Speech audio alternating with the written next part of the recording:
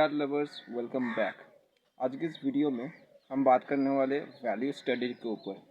उससे पहले मेरे इंट्रोडक्शन दे देता हूँ जो भी नए आ रहे व्यूअर्स आ रहे। तो मेरा नाम विष्णु मालिक और मैं काफ़ी इंफॉर्मेशनल वीडियोस कंटेंट में आपके साथ शेयर करता हूँ, जिससे कि आर्ट का जो जितना इंफॉर्मेशन होगा इस फील्ड में, जितना ज़्यादा जो इंफॉर्मेशन है जो शेयर होगी लोग जान पाएंगे, उतना ज़्यादा जो अवेयरनेस है वो डेवलप होगा। और इससे होगा क्या कि लोग जान पाएंगे। क्या होता है कि लोग नहीं जानते कि आर्ट के फील्ड में क्या क्या चीज़ हमें सीखनी पड़ती है, जिससे कि वो अच्छे एक ग्रोथ मिले उसको।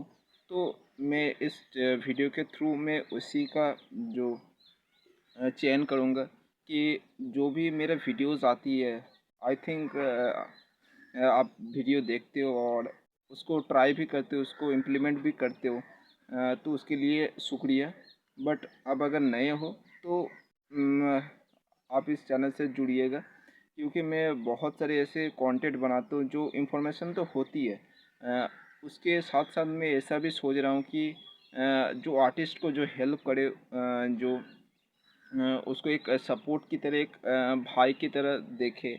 मुझे भाई देखते हो या कोई भी एक पर्सन देखते हो आपके करीबी।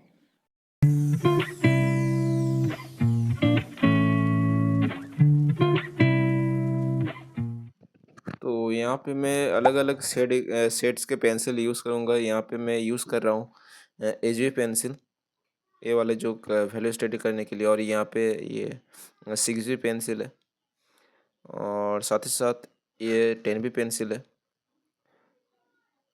तो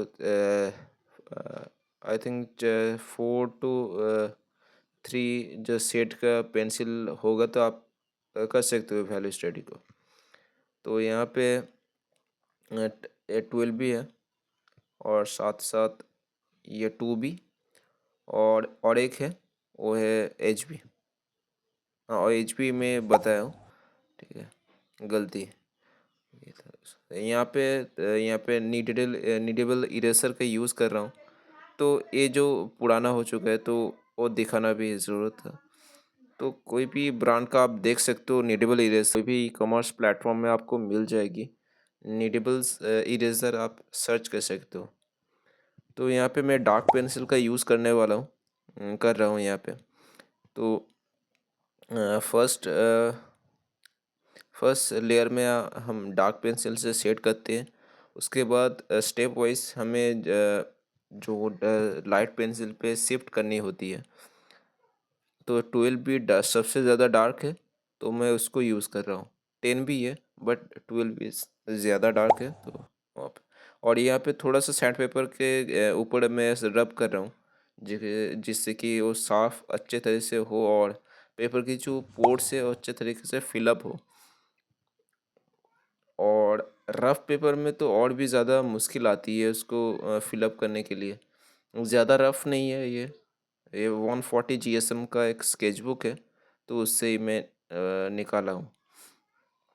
तो कोई भी आप पेपर यूज़ कर सकते हो, ठीक है। उतना ज़्यादा कम भी नहीं लेना है, ठीक है।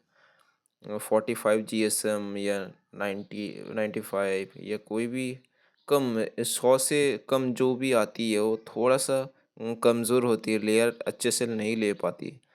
तो ट्राई करने की 100 GSM या उससे ज़्यादा होगा तो कोई प्रॉब्लम नहीं है, ठीक है। और अगर GSM नहीं पता तो आप कार्टिज जो पेपर होती है तो उससे भी आप स्टार्ट कर सकते हो, ठीक है। अलग अलग GSM का पेपर आती है कार्टिज का, तो उससे भी शुरू कर सकते हो।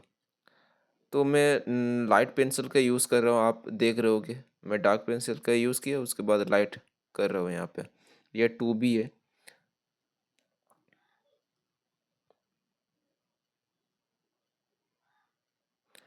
तो देखिए कि मैं कैसे कर रहा हूँ, ठीक है। छोटे छोटे जो पोर्शन जो होती है वो जब फिलअप डार्क पेंसिल और थोड़ा सा जो रहता है मोटाई ज़्यादा होती है, तो छोटे छोटे पोर्शन अच्छे से फिलअप नहीं होती, तो मैं इससे कर रहा हूँ। लाइट भी रहती है और साफ किए तो बहुत ज़्यादा होती है, अच्छे से फिलअप होती है।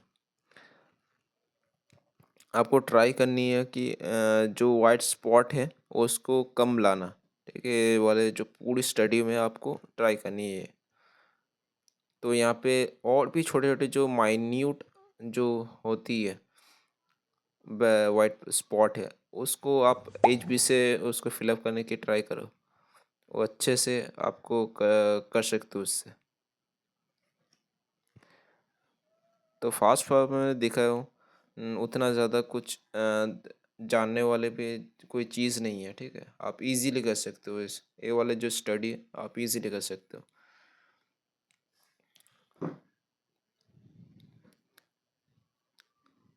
यहाँ पे देखिए मैं अलग अलग एंगल से मैं कर रहा हूँ, ठीक है। एक डायरेक्शन में आपको नहीं करना है।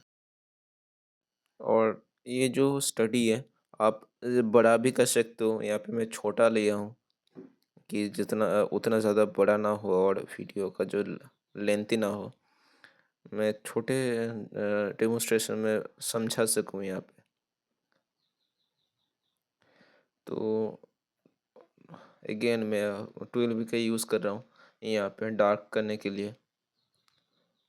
मैं जब और भी ज़्यादा जो बॉक्सेस में शिफ्ट करूँगा तो वहाँ पे मैं 12B का यूज़ नहीं करूँगा, वहाँ पे ज़रूरत भी नहीं होगी। तो मैं धीरे धीरे मैं शेड्स को बदलता जाऊँगा। पहले के जो 3 बॉक्सेस होंगे वो मैं 12B से फर्स्ट लेयर दूंगा। और और भी जो आएंगे वो 10B से फर्स्ट लेयर दूंगा, उसके बाद 6B से, उसके बाद 2B से, ऐसे करके करता जाऊंगा, ठीक है। शेड्स बदलते जाएंगे। फर्स्ट लेयर में 12B देता हूँ, उसके बाद और भी जो बॉक्सेस आएंगे वो धीरे धीरे कम होते जाएंगे, ठीक है ना। तो 12B देने के बाद मैं यहाँ पे 6B का यूज़ कर रहा हूँ। मैं के जो फर्स्ट जो दिया था, वो जो सेटिंग किया था, स्टडी हुआ था, उससे ज़्यादा उससे कम, थोड़ा सा कम यहाँ पे करनी है।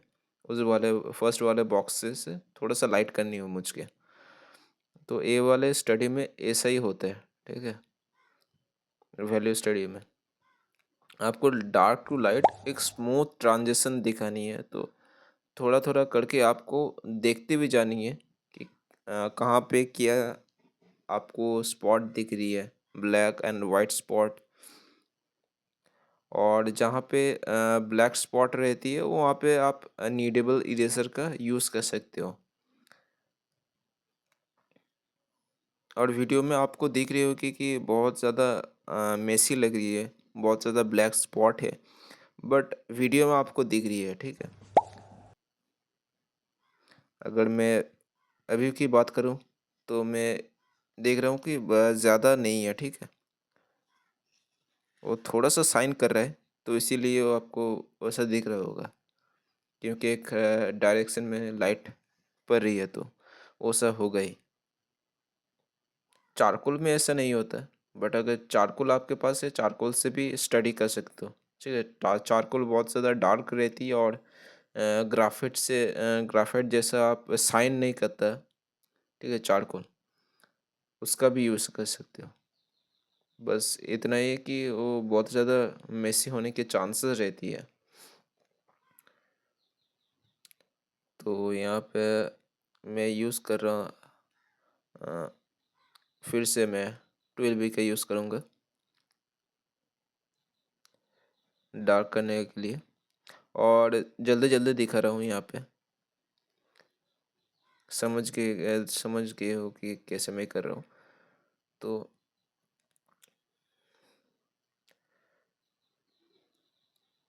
जितना ज़्यादा लेयर दोगे उतना ज़्यादा क्या होगा कि कुछ साइन करेगा, ठीक है। लेयर देने से वो सब हो जाता है।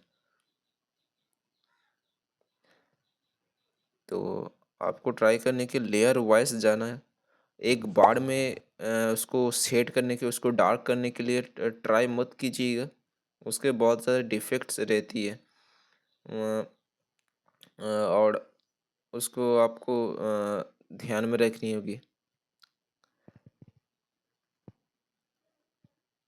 क्योंकि अगर आप ऐसा ट्राई करो, क्योंकि ये बहुत ज़्यादा पेशेंस चाहिए, ठीक है, इसको करने के लिए। आपका बहुत ज़्यादा टाइम आपको लगेगी, और वहाँ पे उस बीच में आपको लगेगा कि क्या कर रहा हूँ यहाँ पे? आपको लगेगा कि एक बार में डार्क कर देता हूँ, डार्क तो करना है ना, तो एक बार में डार्क कर देता हूँ। तो इसके वजह से क्या होता है कि आपको बहुत ज़्यादा प्रॉब्लम फेस करना पड़ता है, ठीक है? जैसे कि जो पेपर जो इसका कारण ये होता है कि पेपर ज़्यादा डैमेज हो जाती है, ठीक है? और साथ ही साथ पेपर जो लेयर को अब्ज़ॉर्ब नहीं कर सकता, उसको ले नहीं पाता लेयर को। तो आपको ट्राई करने की ज़्यादा उम, डा जो ट प्रेशर के साथ नहीं करना है, लेयर वाइज़ जानी है, ठीक है? वहाँ पे अगर कोई मिस्टेक भी हो जाती है, कोई स्पॉट आ जाती है ब्लैक, या अगर वाइट स्पॉट है तो पेंसिल से कर सकते हो। तो इसके फ़ायदे भी है, ठीक है? जो लेयर वाइज़ करने के लिए। बट अगर वैसे करते हो प्रेशर के साथ, तो ये वाले जो प्रॉब्लम्स आपको फेस करने होगी, ठीक है? और अगर बहुत ज़्यादा पेशेंस लेस हो, तो मैं भी पेशेंस लेस हूँ, ठीक है? बट अगर मैं स्टडी कर रहा हूँ, आपको अभी के साथ शेयर कर रहा हूँ, तो ऐसा कर रहा हूँ, ठीक है? बट अगर आप कर रहे हो तो थोड़ा सा ब्रेक लेके आप इसको ट्राई कर सकते हो, ठीक है? एक बॉक्स किया तो 5 मिनट या 2 मिनट घूम के आ गए, या तो 2 बॉक्सेस एक दिन में कर रहे हो, या 3 बॉक्सेस, ठीक है? यहाँ पे मैं 10B का यूज़ कर रहा हूँ डार्क करने के लिए। जैसे मैंने बोला था कि जितना ज़्यादा बॉक्सेस का जो आता जाएगा, कम होता जाएगा। 3 बॉक्सेस में फर्स्ट लेयर दिया था 12B से, अभी दे रहा हूँ फर्स्ट लेयर 10B से, ठीक है? 2 बॉक्सेस में दूंगा 10B से फर्स्ट लेयर। तो देखिए, उसके बाद यहाँ पे मैं यूज़ कर रहा हूँ 10B, या 10B या नहीं, यहाँ पे जो 10B है, 10B।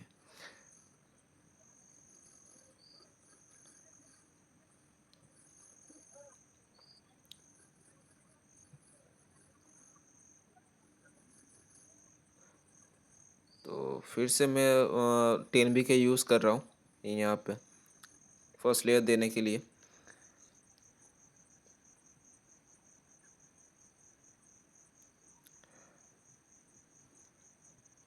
और जो नीडेबल इरेज़र रहती है, वो बहुत ज़्यादा आपको हेल्प करती है, जो भी डार्क स्पॉट रहती है, पेंसिल के जो भी आ जाती है वहाँ पे।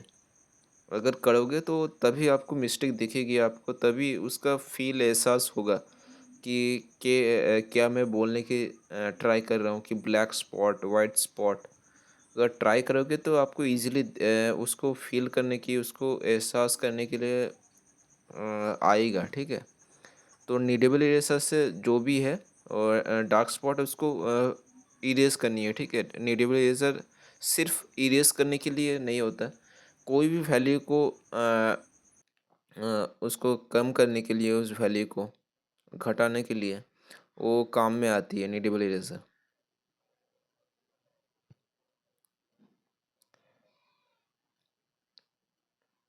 ये बहुत ही ज़्यादा अच्छा एक फ़ायदेमंद टूल रहती है आर्टिस्ट के लिए, नीडेबल इरेज़र। तो यहाँ पे ये वाला जो प्रैक्टिस अगर की हो, तो प्लीज़ मुझे इंस्टाग्राम में टैग कर सकते हो यहाँ पे, जो भी आपका वर्क है, आप मुझे टैग कर सकते हो। मेरा इंस्टा का जो लिंक है या कोई मिल जाता है तो मैं वहाँ पे दे दूँगा, ठीक है? वहाँ पे मुझको टैग कर सकते हो, और मैं देखना चाहता हूँ कि आपका कैसे प्रैक्टिस कर रहे हो। कोई अगर मैं कंटेंट बनाता हूँ तो आप कैसे उसको देख रहे हो, उसको कर रहे हो।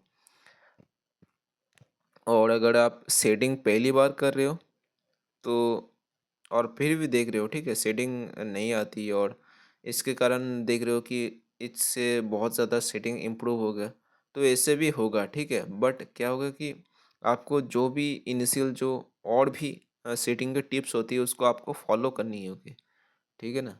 इसके साथ साथ और भी जो शेडिंग की टिप्स रहती है, मैं वीडियो में मेरा जो वीडियो सेटिंग के ऊपर वो मैं डाला हूँ यूट्यूब पे। मैं यहाँ पे लिंक दे रहा हूँ, जिससे कि आपको हेल्प होगी कि ये सेटिंग कैसे करती है। बहुत ज़्यादा क्रूशियल एक सेटिंग का टिप मैं शेयर किया था यूट्यूब पे, और जो रेन फ्रॉम द हेवन जो टेक्निक रहती है सेटिंग करने का, वो भी दिखाया था। तो यहाँ पे मैं क्लोज़अप एक दे रहा हूँ कि कैसे मैं कर रहा हूँ इसको, तो इसको देखिए।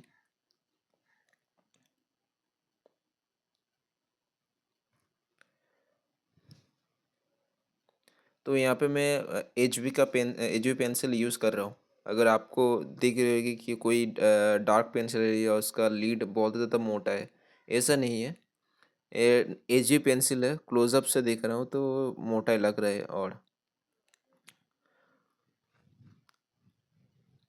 और ये एक स्टडी है, ठीक है। स्टडी की तरह देखो, स्टडी में क्या होता है, स्टडी पढ़ाई, ठीक है। इसका अनुवाद करें तो पढ़ाई होती है। तो इसका मतलब क्या है? कोई अगर कोई ऐसा आप हो कि पहली बार आप देख रहे हो स्टडी, कोई मुंह से सुन रहे हो, तो स्टडी ऐसा होता है कि अगर, ठीक है, सिंपल है बस। स्कूल कॉलेज में हो, ठीक है, तो उसमें क्या होता है कि एग्ज़ाम जो होते हैं, फाइनल एग्ज़ाम जो होती है वो तो एक बार होती है। बट जो भी स्टडी होती है, जो भी और भी जो एग्ज़ाम्स होती है, वो फाइनल नहीं होते। वहाँ पे आप टेस्ट कर रहे होते हो कि कितना आप सीखे हो उसको। वहाँ पे जो एग्जामिनेशंस होती है उसको वहाँ पे पता चलती है, ठीक है। और जो फाइनल होती है वो एक बार होती है। तो जो भी आप पढ़ाई किए हो वो वहाँ पे दिख रही होती है, ठीक है ना। तो ये जो स्टडी है, आप ऐसा देख सकते हो कि एग्ज़ाम हो रही है, ठीक है। आपको खुद को ट्रेन कर रही हो कोई भी चीज़ समझने के लिए, ठीक है। तो ये स्टडी कहा जाता है इसको। और जो फाइनल एग्ज़ाम मतलब जो आप जो रियलिस्टिक आर्टवर्क बनाते हो या कोई ऐसा रियलिज्म आर्टवर्क, हाइपर रियलिज्म, वो सब एग्जामिनेशन जो होती है, फाइनल एग्जामिनेशन, ठीक है, वैसा देख सकते हो।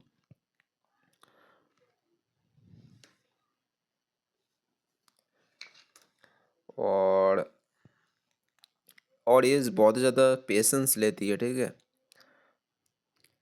ये जो क्लासिकल रियलिज्म है, तो जो रहती है वो बहुत ज़्यादा पेशेंस लगती है, ठीक है। ये छोटे छोटे जो बॉक्सेस लेके मैं कर रहा हूँ, बट अगर आप आर्टवर्क में कर रहे हो तो बहुत ज़्यादा टाइम कंज्यूम होगा, बहुत ज़्यादा टाइम लेगा। तो पेशेंस बहुत ज़्यादा चाहिए, ठीक है। मुझे जो एक करने के लिए जो ये है, पहले स्टडी करने के लिए 2 से 3 घंटे मुझे लगे हैं।